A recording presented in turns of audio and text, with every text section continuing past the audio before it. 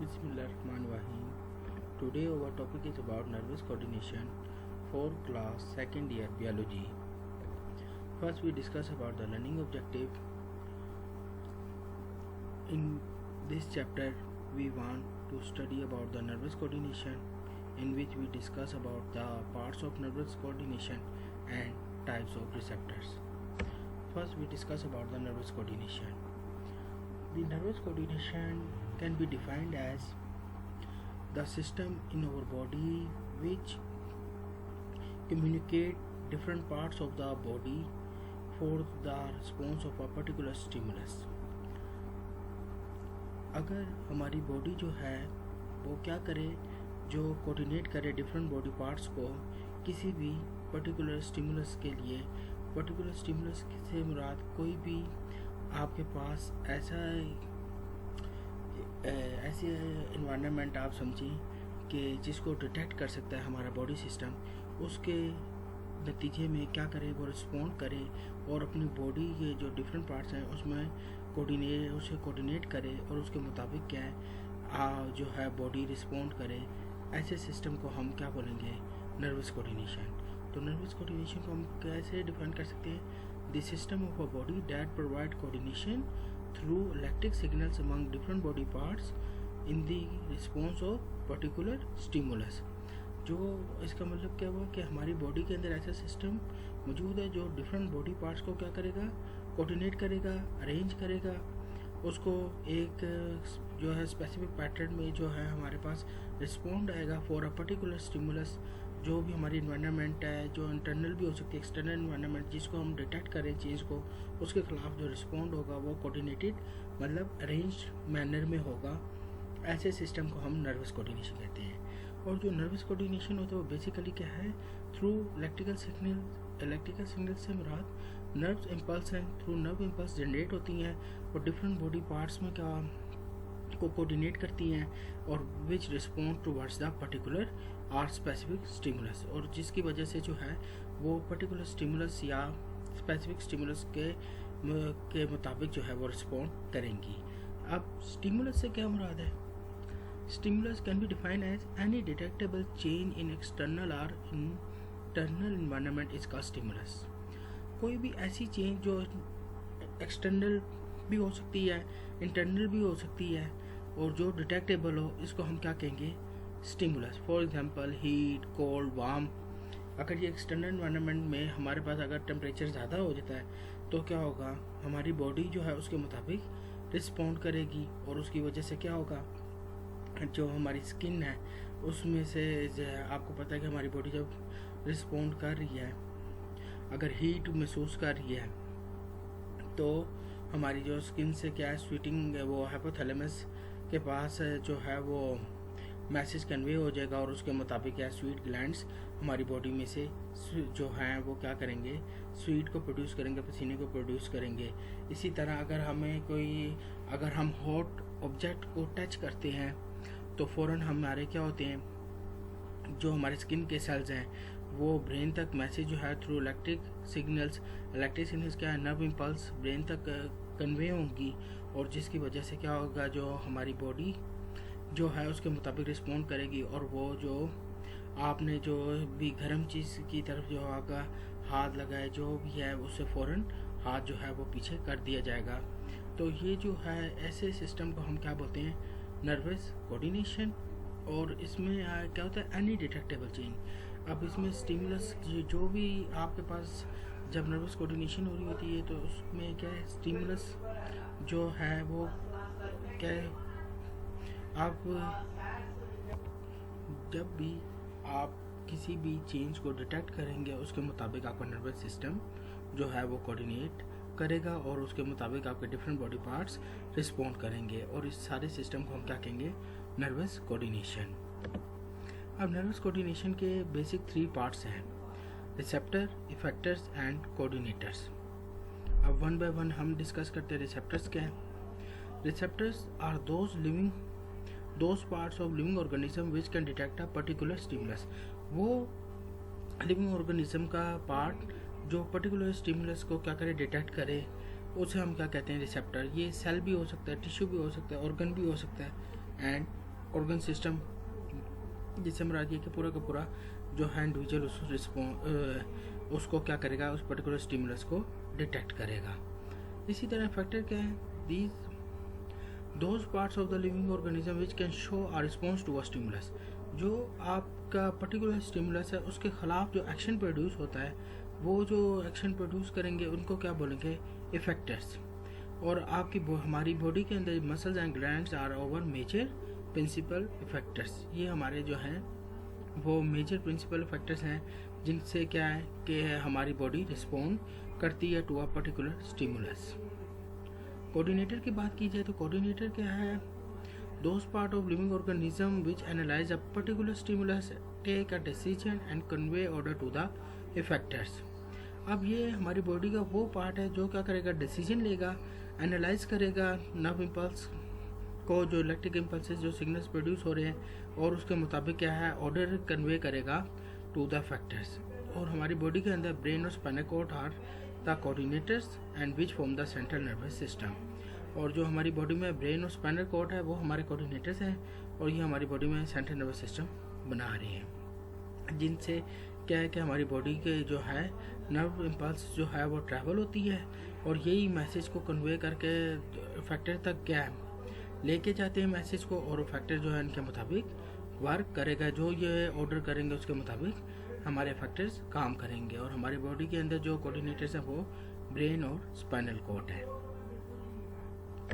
अगर अब हम बात करें टाइप्स और रिसेप्टर्स की, तो हमारी बॉडी के अंदर डिफरेंट रिसेप्टर्स प्रेजेंट हैं, और वो जो हैं मुख्तलिफ जो हैं स्टिमुलस को डिटेक्ट करते हैं, और उसके मुताबिक क्या करेंगे, रिस्पॉन्ड करेंगे।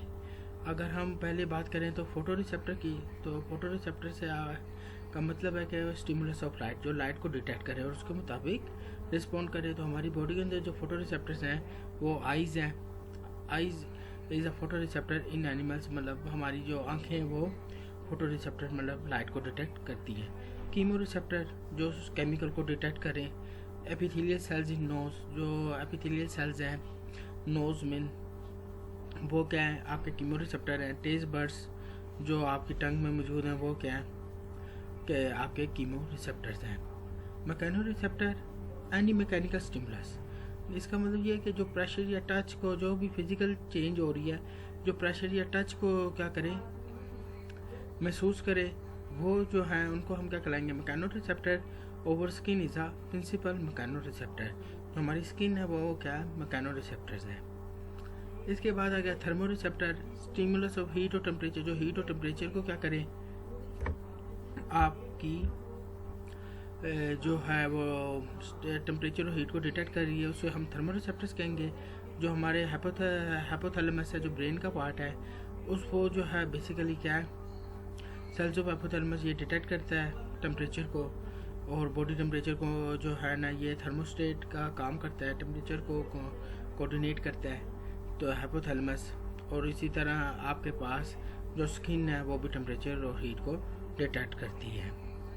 फिर नोसिसेप्टर्स, ये कौन से आपके होते हैं, जो पेन को डिटेक्ट करे, और ये मोस्टली जो हैं जो आपके पास ये रिसेप्टर्स है वो प्रेजेंट होते हैं स्किन में। तो ये डिफरेंट टाइप्स ऑफ रिसेप्टर्स थे जो हमारी जो बॉडी के अंदर प्रेजेंट होते हैं, और इनका डिफरेंट फंक्शन है। कोई जो है वो लाइट को अगर डिटेक्ट कर रहा है तो वो फोटो रिसेप्टर है, केमिकल को डिटेक्ट करे तो कीमो रिसेप्टर है, अगर वो प्रेशर या टच को डिटेक्ट कर रहे हैं तो मैकेनो रिसेप्टर्स हैं, अगर हीट और टेम्परेचर को डिटेक्ट करें तो थर्मो रिसेप्टर्स हैं, और जो पेन को डिटेक्ट करे वो नोसिसेप्टर्स है। तो ये तो हमने बात करी डिफरेंट टाइप्स ऑफ रिसेप्टर्स की। अब हमने देखा are not evenly distributed in our body, जो आपके पास ये रिसेप्टर्स हैं जो हमने पीछे टाइप्स पढ़ी हैं, ये evenly distributed in our body, मतलब ये जो हैं इवनली डिस्ट्रीब्यूट नहीं हुए, मतलब बाकायदगी से डिस्ट्रीब्यूट नहीं हुए, कहीं पे ज़्यादा हो सकते हैं कहीं पे कम हो सकते हैं, तो ये इवनली डिस्ट्रीब्यूटेड नहीं है। और ये भी बात याद रखनी कि some organ have more than one receptors, मतलब कुछ ऐसे ऑर्गन हैं जिस जो के पास एक से ज़्यादा रिसेप्टर्स मौजूद होते हैं, वो डिटेक्ट कर सकते हैं। फॉर एग्जांपल स्किन हमारी touch, pressure, cold, warm, pain, इन सब को क्या कर सकती है, डिटेक्ट कर सकती है।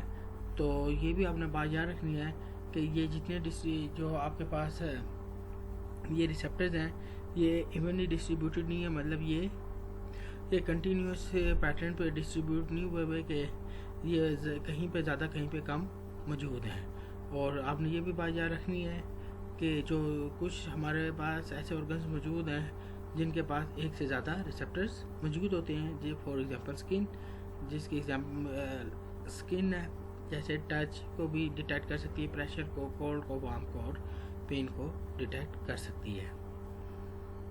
अब इसके बाद हम देखते हैं मैकेनो रिसेप्टर्स को। यह स्किन का स्ट्रक्चर है। स्किन की ये 2 लेयर्स आपको दिखाई गई हैं, एपिडर्मिस और डर्मिस के बारे में। तो इसमें आपको ये बताया गया कि जो डीप में जो सेल्स मौजूद होते हैं जिसे पेसिनन कॉर्पस्कल्स बोलते हैं, they are responsible for the sensation of touch and pressure. इसी तरह आपके पास जो एपिडर्मिस से ये जो आपके पास ये वाले सेल्स मौजूद हैं, Meissner's corpuscles, they are responsible for the sensation of, जो आपके पास मेसेनस कॉर्पस्कल्स हैं ये आपके पास लोकेटेड होते हैं at the base of the hair, और जो आपके पास पेसिनन कॉर्पस्कल्स हैं ये आपके पास लोकेटेड होते हैं डीप इन द स्किन। तो ये तो था आपके मैकेनोरिसेप्टर्स के बारे में कि ये स्किन के अंदर जो है ये स्पेशल टाइप के ये सेल्स मौजूद हैं जो क्या करते हैं, जो सेंस करते हैं, जो टच को भी सेंस करते हैं एज वेल एज प्रेशर को भी सेंस करते हैं। तो ये तो स्किन में मैकेनोरिसेप्टर्स के बारे में था। और अभी हमने पहले बात की है कि हमारी बॉडी के अंदर जो ये रिसेप्टर्स हैं ये इवनली डिस्ट्रीब्यूटेड नहीं है, बल्कि ये क्या है कि ये आपकी बॉडी में डिफरेंट मौजूद हैं। तो अगर हम ये बात करें कि हमारे कंटिन्यूस पैटर्न में मौजूद नहीं है, बल्कि ये क्या है आपके पास डिफरेंट है। अगर हम बात करें अगर स्किन में अगर वार्म के जो अगर हमारी बॉडी जो है कोल्ड को या जो है ठंड को ज़्यादा महसूस करती है, because they have more receptors of cold. क्यों? उसकी रीज़न क्या है? Because they are not evenly distributed, क्योंकि ये इवनली डिस्ट्रीब्यूटेड नहीं है, इनकी जो तादाद है वो कहीं पे ज़्यादा कहीं पे कम है। तो अगर हम वार्म की बात करें तो स्किन में जो वार्म के रिसेप्टर्स है वो 1 है, कोल्ड की बात करें तो 10 रिसेप्टर्स मौजूद हैं, और पेन की बात करेंगे पेन के कितने रिसेप्टर्स मौजूद हैं तो वो जो डिटेक्ट करते हैं वो 270 रिसेप्टर्स मौजूद हैं जो पेन्स को डिटेक्ट करते हैं। तो ये है कि आपकी भी इस एग्जांपल से हमें ये बात पता चलती है कि हमारी बॉडी के अंदर जो रिसेप्टर्स हैं they are not evenly distributed. इसका मतलब ये है कि हमारी बॉडी के अंदर ये स्कैटर्ड हैं और इनके नंबर्स डिफरेंट हैं। जो और इसके एग्जांपल हमने जो कंसीडर की है वो स्किन की है कि अगर जो स्किन में जो वार्म के रिसेप्टर है वो हमने 1 है, कोल्ड के 10 रिसेप्टर हैं और पेन के 270 रिसेप्टर्स हैं। और इसी वजह से क्या है हमें जो कोल्ड अगर हमें सर्दी ज़्यादा लगती है उसकी रीज़न क्या है, क्योंकि उसके रिसेप्टर्स भी ज़्यादा हैं। तो ये तो था हमारे पास नर्वस कोऑर्डिनेशन में टाइप्स ऑफ रिसेप्टर्स के बारे में। तो आज हमने नर्वस कोऑर्डिनेशन के बारे में पढ़ा और उसकी पार्ट्स के बारे में पढ़ा और डिफरेंट टाइप्स ऑफ रिसेप्टर्स के बारे में पढ़ा है। नेक्स्ट टाइम हम जो हैं जो इसकी नर्वस कोऑर्डिनेशन जो हो रही है उसमें जो स्ट्रक्चर ऑफ न्यूरॉन है उसके बारे में पढ़ेंगे।